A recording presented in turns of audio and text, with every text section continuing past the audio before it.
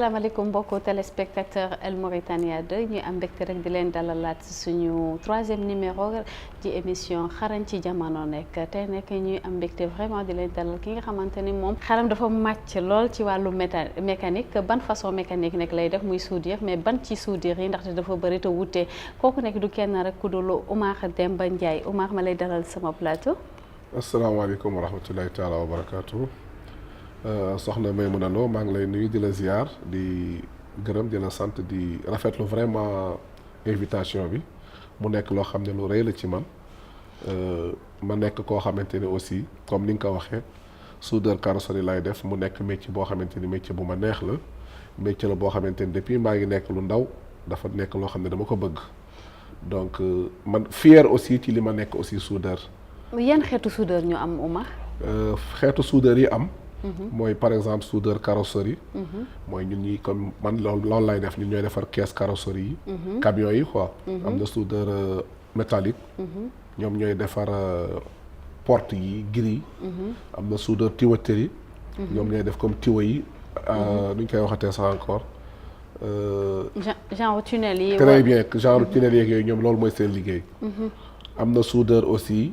charpentier ñoom ñooy defar hangar yi ñoom ñooy defar magasin en fer yu mag yi loolu daal moom mooy soudeur boo xamante ni façon soudure boo xam ne fii ci Mauritanie am na fi te dox na aussi.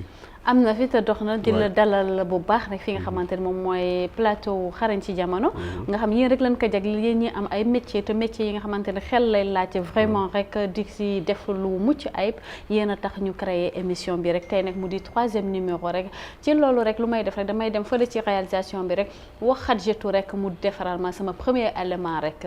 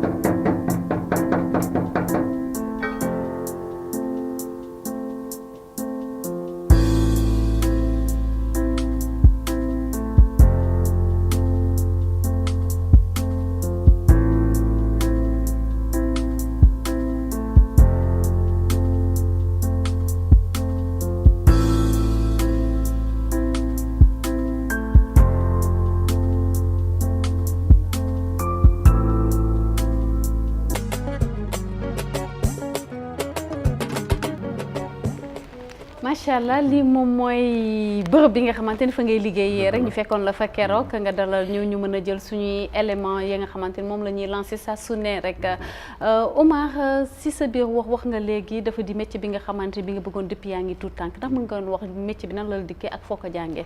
métier bi. ni ma dikkee mooy que ne man dama teel a bàyyi école bi may bàyyi école nag boobu fekk na du ma woon mag parce que 5e année laa bàyyi école. mais alhamdulilah rabbil alamin xam naa ni may jullee mën naa bind mën naa lire ak sant yàlla li nga xamante ne baat nécessité la ci ouvrage mën naa ko bu loolu weesoo mu nekk métier boo xam ne métier bu ma neexoon la métier boo xam ne dama ko bëggoon te ma fier aussi ci li ma nekk aussi soudeur kontaan ci te di woo ñëpp aussi pour ñu ñëw jàpp ci métier bi parce que nekk na métier boo xamante ni. foo ko jàngee foo commencé fii laa ko formation jàngee ci biir Mauritanie fii Nouakchott fii laa jàngee métier. da nga ko jàng ci biir garage wala dafa amoon école professionnelle wala fan. ci biir garage laa ko jàngee yarax mu sama benn nijaay bu ñuy wax Amène Ndiaye yàlla ko yàlla yaram. mu nekkoon sama nijaay moo sama yaay ay doomi ndey nañu. moom moo ma jàngal métier. mu nekkoon koo xamante ni ku sore woon la ci man yàlla ko yàlla yaram. lépp lu nekk ci man ginnaaw yàlla moom moo ko def ci man. pour jàng métier bi lan lay laaj naka nga ko jàngee. jom rek jàng métier bi jom rek na nga am jom rek am fulla am fayda am li nga bëgg. waaw mais carrosserie boo ko déggee dafa di li nga xamante ne moom la ñu jagleel poids lourds yi.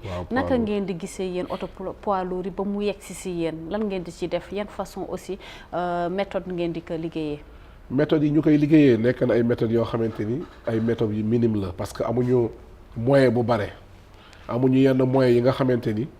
dañ yenn moyens par exemple yenn matériels yi nga xam ne yu sophistiqué yoo xam ne dañu permettre ñuy liggéey bi normal fekk du am risque.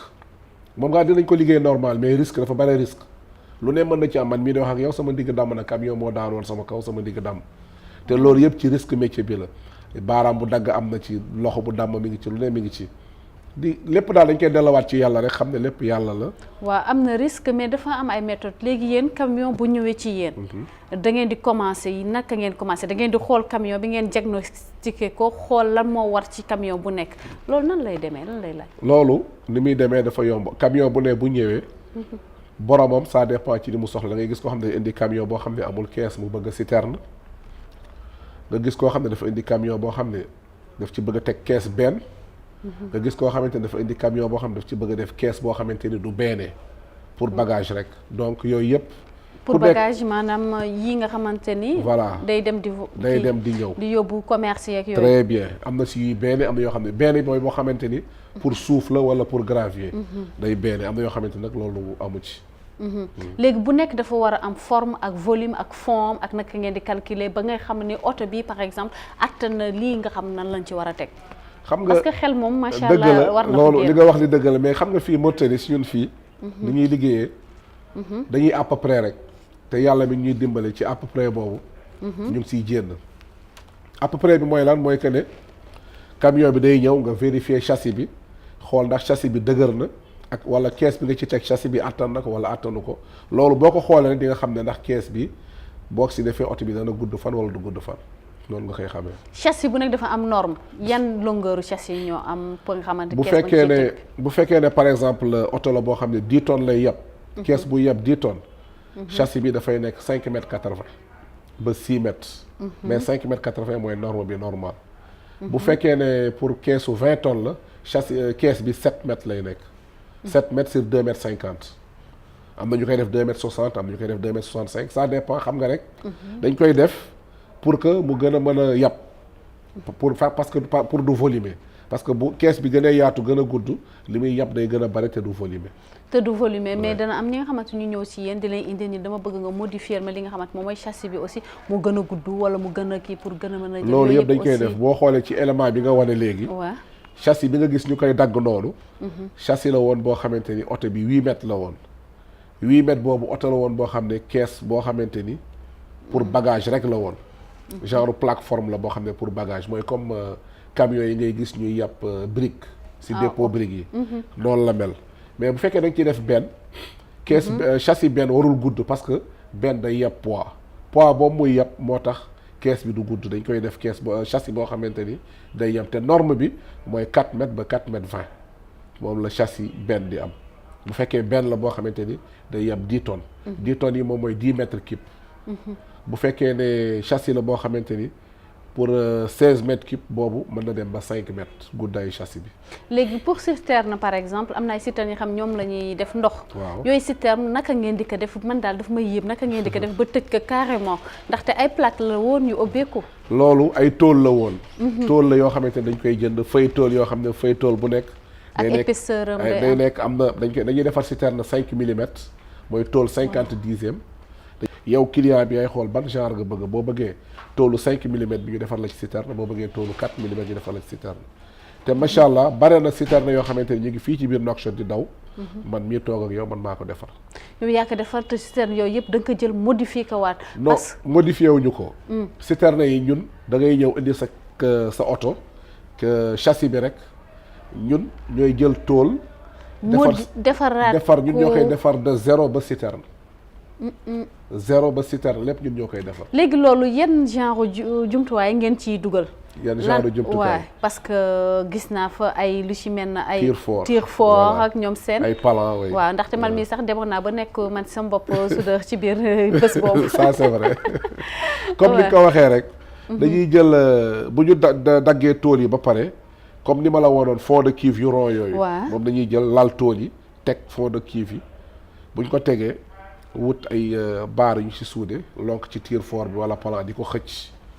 di ko xëcc muy jël forme ngay pointé di suude di def noonu.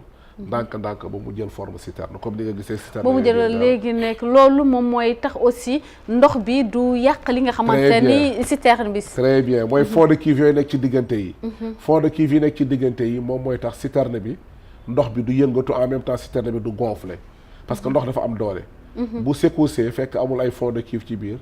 day mën na toj citerne bi muy senn te loolu défaut la ci liggéey. waaw ci loolu aussi gis nañu li nga xamante ne ci élément bi jàll léegi. du rek carrosserie moo fa nekk ndax gis nañ fa lu ci mel na soudeur. tôlerie gis nañ ko fa électricien bi gis nañ ko fa loolu njëkk a ngeen di liggéey yéen ñëpp pour composer li nga xamante ne moom la xam nga garage. dafa composé ñeent ba juróomi membre yoo xamante ni kenn ci ñoo mënul dem bàyyi sa morom muy soudeur bi. mécanicien bi électricien bi peintre bi tôlier bi 5 éléments yi kenn mënul dem bàyyi sa morom parce que ku nekk am nga sa wàll ci biir oto bi dafa mel na comme bâtiment bi rek plombier bi peintre bi maçon bi carreleur noonu la mel électricien bi même chose moom moo nekk ci oto même chose moom moo nekk ci oto ci loolu rek la ñuy sukkandikoo rek ndaxte bu ñu fa demee jël nañ fa li nga xamante ni moom mooy ay kii témoignage rek ñiy liggéey ak moom foofu rek ko rek di dellu si waat fële ci xadjetu rek mu yónnee ma sama deuxième élément rek ñu seetaan ko ak yéen dellu si waat. liggéey bi am na risque ku la ne amul risque wax na lu ko neex surtout muy électricité bi moins de choses. nga lakk oto jàmbur te bu lakkee beneen problème la xanaa borom gën laa comprendre comme ça mu bàyyee ko noonu wala yooyu mais bu la nee fayal beneen affaire. ñu ngi koy liggéeyee xel lañ koy liggéeyee de toute façon lu ne xel nga koy liggéeyee bon liggéey ko ndànk def suñu liggéey nu mu ko waree ñu jox boromam. problème yi bare na bon des fois surtout auto électrique yi léegi dañ ciy am problème. bon xel dëgg mooy tax nga génn ci sinon doo ci mën génn waaw problème électrique bi daal mooy oto yoo xam ne électronique léegi loolu la ñuy am problème mais oto ancien yu yàgg yi moom kooku moom dañ ko jàng dañ ko mën amuñu ci benn problème. oto électrique léegi bon conforme nga ciy liggéey rek da nga ciy adapté wu nga ciy liggéey nga nekk koo xam ni da nga moytu loo xamul doo ci gaaw a dugg. bon boo gisee koo xam ni tane na la tamit nga laaj ko mu wax la jaaral fii auto électronique yi foog nga def technique foog nga def ko théorie bi mais nag ñun ñi nekk ci garage bi ñun pratique bi moo ñu gënal théorie bi parce que ñiy def théorie bu ñu ñëwee ci ñun dañ leen di daaneel ñun ñoo leen man témoignage bi ma mën a joxe ci métier bi mooy métier la boo xamante ni bon de un bon métier noble la bon te tamit doon na métier boo xamante ni bon diisul parce que métier dafa doon loo xamante ni tamit nit ki bu fekkente ni dafa jóg pour jàng métier bon dafa doon loo xamante ni dafa laaj patience waaw dafa laaj patience et puis tamit dafa laaj rigueur parce que tamit nit bu fekkente ne li ngay def bëgguloo ko te amuloo ci rigueur tamit moo zéro ñoo yem waaw doon na métier boo xamante ni tamit bon neex na doon na métier boo xamante ni tamit baax na parce que dafa doon loo xamante ni nii doon na loo xamante ni daf lay jariñ métier bi fii laa ko jàngee ci sama grand frère bu ñuy wax Omar Mody Ndiaye waaw ci moom laa nekkoon moo ma jàngal métier bi ba fi mu nekk nii macha allah alhamdulilah maa ngi sant yàlla bon bi ma ci nekkee ak léegi presque léegi mu def 8 ans waaw léegi mu def 8 ans boobu ba léegi maa ngi si daal maa ngi sant yàlla alhamdulilah. Wally mën na superviser benn poids lourd du début à la fin waaw parce que yàlla may na ma capacité bi yàlla may na ma xarañte bi daal may na ma rigueur bi may na ma volonté bi. plus ak moins bi bon laaj na nit ki mën a calculer laaj na nit ki bañ a mën a calculer parce que plus ak moins bi dafa doon loo xamante ni bon poste bi nga xamante ni moom ngay liggéeyee bon boo xoolee si branchement bi fi ngay branché câble yi pour nga war a mën a souder bon dañ la si dessiner place plus bi dañ la si dessiner place moins bi léegi place plus bi da ngay jël câble bi nga xamante ni moom ngay souder moom ngay def place plus bi place moins bi mooy place bi nga xamante ni moom moo lay indil courant bi pour nga war a mën a souder boobu moom mooy place moins bi. métier bi moom jafe na jafewul si koo xam waaw tool yi dafa nekk métier boo xam ni am na danger amul danger waaw parce que oto yi nga xam ne ñooy def soog si àll bi ak yenn nit ñi dafay soog waaw ñun saa bu ñëwee si ñun dañuy def lépp lu ñu mën ba tubaab bi ni ñu ko defaree woon ba mu jag ñu fexe defal ko noonu ba mu jag. am na borom oto bi avant 3 points mais châssis bi baaxul léegi yëpp du changé moteur ak boîte ak même ak chariot ak cabine. oto bi lan moo doon problème am ba baaxul dafa def accident wala dafa màggat. déedéet parce que oto bi depuis 1975 léegi baaxul léegi du oto gaa d'ailleurs Omar góor la barki yàlla Omar góor bu baax parce que Omar amul problème. ñoo ko déggandoo. Oumar góor la góor bu baax la nee na oto bi nga xamante daan na ko du woon oto rek te yow saa su ne ci yow lay ñëw parce que da nga koy defaraat ba mu am norme bi. kële moom tari na ndaxte neen depuis 8 ans mi ngi ci yow te gis na yu yaaka ngemba ndax jàngale bi transmission bi ndax metti na te ci biir loolu aussi am ñu ngi wax la nga xamante ne moom mooy am na ay normes. pour booy dagg am na fi ngay commencé am na fi nga war a cee am na li nga xamante moom mooy transmission aussi ci moteur yeeg ñoom seen loolu lépp nañ ci dugg ñu xusi tuuti pour dagg bi booy dagg par exemple châssis da ngay commencé ci suuf ngay njëkk dagg boo daggee ci suuf ba pare nga soog a taxaw ci kaw dagg nga xam ne bu daanoo du gaañ kenn mais boo njëkkee dagg ci kaw nga toog ci suuf dagg day daanu sa kaw loolu la wutee ak bâtiment xam nga bâtiment booy toj da ngay commencé ci kaw toj mu wàcc dëgg la mais bu fekkee ne nag da ngay commencé suuf nga toj lépp ànd mais bu fekkee ne soudure la nag ci kaw ngay ci suuf ngay njëkk dagg ba pare nga soog a yéeg ci kaw dagg mu daanu kooku arbre moom mooy arbre transmission bi nga xamante ni moom mooy relier boîte bi ak moteur bi ak pont bi bu ko amul oto bi du dem bu mooy comme si oto bu ndaw cardan par exemple yan oto ñoo la gën a jaaxal ci liggéey yi nga liggéey ci li nga gis li oto yi ma gën a jaaxal ci liggéey bi may liggéey parce que fekk nañ fa aussi camion bi nga xamante ñoom ñooy yóbbu transporter jën voilà oto bu ñu gën a jaaxal ñun ci liggéey bi mooy oto boo xamante ni dafa ñëw si ñun mi ngi taq loolu moom mooy ciy jaaxal comme par exemple oto boo xam ne dafa ñëw mi ngi taq jën wala mi ngi taq huile te bëgg leen tax daf ñuy sonnal mais à part ça oto bu mu mënti doon du suñu problème lu ci mënti nekk mën nañ ko def lu ñu gën a sonnal mooy oto bu ñëw mi ngi yàpp jën boromam raxasu ko xet bi loolu moom moo ñuy sonnal suñu dëkkaan yi waaw mais techniquement aussi oto yi ngeen xamante réalisé ngeen ko gis nañ ko ci photo xam naa dinaa ko wan sama téléspectateurs yi après mais gis nañu ngeen defar macha allah yu mucc ayib te yooyu bu leen waxee ni fii lañ ko defaree man premier jour bi gëmuma ko woon mais il fallait ma dem ba foofu gis la ngeen di liggéeyee mooy li nga xamante ni aussi tubaab bi nu mu ko defaree woon mu ñëw mu am défaut yéen tamit ngeen jël ngeen defar yokk si sax beneen xalaat donc yéen da ngeen di man sama biir jàngat damay wax am na un plus bi nga xamante yéen a ko génnee sax ñii nga xamante ñoom ñooy créer mbir mi effectivement li nga wax li dëgg la parce que des fois châssis dana ñëw ci ñun kenn du ko renforcer mais ñun ñooy jël beneen châssis dugal ko ci biir châssis boobu pour que par exemple oto bi bu fekkoon ne oto la boo xamante ni 10 tonnes lay yàpp ñun mën nañ ko modifier renforcer châssis bi ba mu gën a dëgër ba nga xamante ni day yàpp ba 20 ba 25 tonnes loolu ñun dañ koy def bien sûr et ci loolu aussi pour jàngal est-ce que métier bi bëri na fi c'est fréquent est-ce que am na ñu bëri ñu koy def métier bi bëri na fi macha allah fii tabaarakallah bëri na fi ñoo xamante ni samay naataango nañu ñu ngi fii di liggéey même liggéey bi may liggéey te ku nekk mi ngi ciy am wërsëgam ku nekk li nga ci war a am da nga koy am te képp koo xamante ni rek nekkul ci dara mën na ñëw def métier parce que nekk na métier boo xamante ni difficileul xanaa bare risque rek moo ci nekk mais difficile te képp koo xamante ni dugg na ci du ko rëccu parce que am na avenir. am na avenir aussi ba léegi rek may delluwaat ak seen ay nattango ñi nga xamante ne ñoom nga bokkal liggéey bi muy électricien bi muy mécanicien bi yaakaar naa yéen ñëpp yéen lëkkaloo rek pour def loolu ndax am nga yeneen projet ay perspectives d'avenir pour créer yow sa propre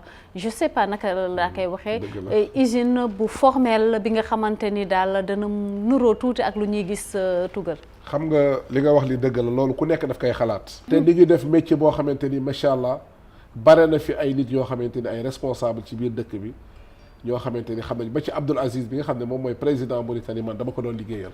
ah da nga doon liggéeyal président bi Abdoul Aziz ci boppam président bi man liggéeyal. ah oui président bi dafa am ay camion amoon na ay camion yoo xam ne dafa daan ñëw sama garage.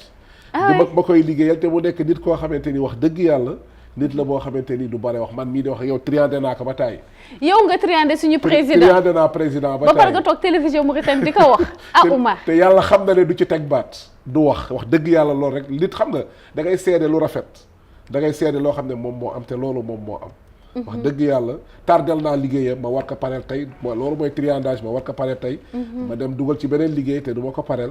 bu ñëwee du ci teg baat dafa naa kañ nga xëy pare ma nekk suba wala kii mu. boobu mi ngi nekk président. non boobu mi ngi nekk moom moo doon chef état major garde présidentielle. ah d'accord boobu temps wu ma awuye la. taw ndeysaan boobu dafa daan moom ci boppam dafa daan ñëw sama garage. wax dëgg yàlla ndeysaan wante dafa am la nga xamante ni moom mooy mairie yi ak ñoom seen.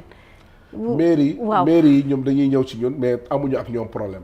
parce que dañuy fay comme ni ñëpp di fayee ñu daggal ñu rosi. kii bi aussi nuñ koy waxatee sax encore. impôt aussi am na benn forfait bu ñuy kii rek ñu fay ko chaque année. mais aussi seen emplacement nekk ci benn quartier bi nga xamante dëkkuwaay la ak yooyu yéen ngeen di kang-kang di fii di. loolu aussi man bi ma fay nekk en 2000 boobu kenn nekk fa woon quartier boobu man maa fa njëkk dugal courant nekk foofu boobu kenn nekk fa woon ñi fa ñëw yëpp dañ ma fa fekk. donc ñoom buñ ma xatalul man mënuma leen xatal. mënuma leen xatal te courant ba ngeen di liggéeyee courant bu am doole la. parce que courant la comme yeneen courant yëpp rek c'est-à-dire que courant dafa am 220 am 380. ñun 380 dañ koy liggéeyee dañuy am nañu aussi matériel yoo xam ne 220 lay marché.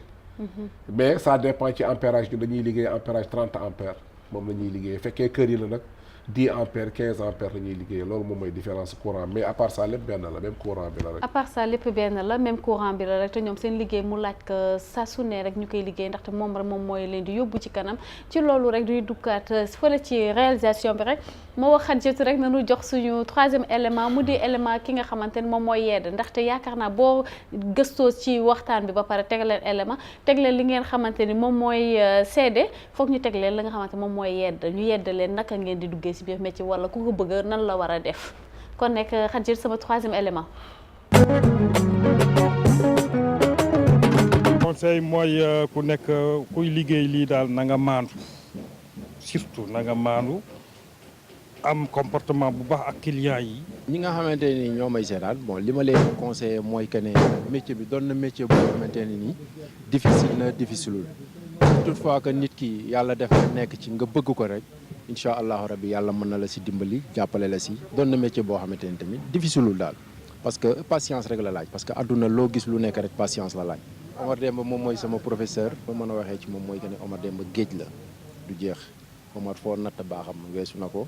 Omar foo natta laa biiram weesu na ko Omar foo natta yéwé na moom rek weesu na ko. métier tôlier moom dafa nekk métier boo xam ne nangu la laaj ak xel waaw moom wuute naa yeneen métier yi nga xam ni waaw ay njuñ njaate si am moom njuñ njaate amu ci dafa nekk liggéey boo xam ni ku am expérience rek moo ko mën a liggéey comme expérience waaw doo ko mën a liggéey waaw ubbil nañ suñu bunt ñëpp ñoo xam ni waaw bëgg nañoo bëgg a xam métier bi moom métier la kon métier yëpp nag.